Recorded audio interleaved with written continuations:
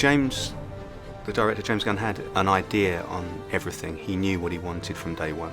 So he gave us a very detailed account of what he wanted us to see. You're here to tell a story, or to help the director tell his story. You don't have historical research, you have comic research. But it is his version of the story that he wants to tell. The information from the comics, it's pretty broad. The colours and that they're using, it's a pretty broad kind of brush they're using.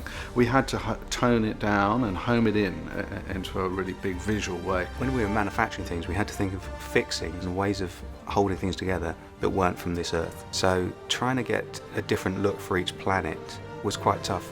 Hey! Oh, crap. You know, if killing Ronan is truly your sole purpose, I don't think this is the best way to go about it. Are you not the man this wench attempted to kill?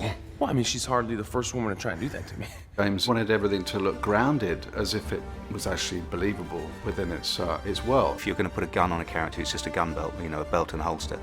With this, it had to be part of the costume. It had to be designed by Alex, and she gave us ideas of what she would like, and then we had to try and create the functionality. She needs to know from me where things finish, so that she can dictate how far the costume should go and everything. And then she needs to know the material we're going to make it of, and then likewise I need to know how it's going to move against the skin, if it's going to rub or if it's going to work with it.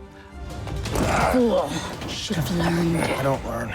One of my issues. I tend to do mood boards, which are big collage boards of any idea, any reference that I feel has to do with a character or a point in the story. We were working together in a much more clear, way than we ever have, in a much closer way, because we needed to make sure that there were absolutely no clashes with the materials we were using, with the materials that costume and hair and makeup are using as well. Everything had to kind of work in a reasonable way. We had more freedom because they're not so well known. But it's like doing Thor for the first time. That was the first time that had been taken to film. So it's about how to move them from the printed page into real.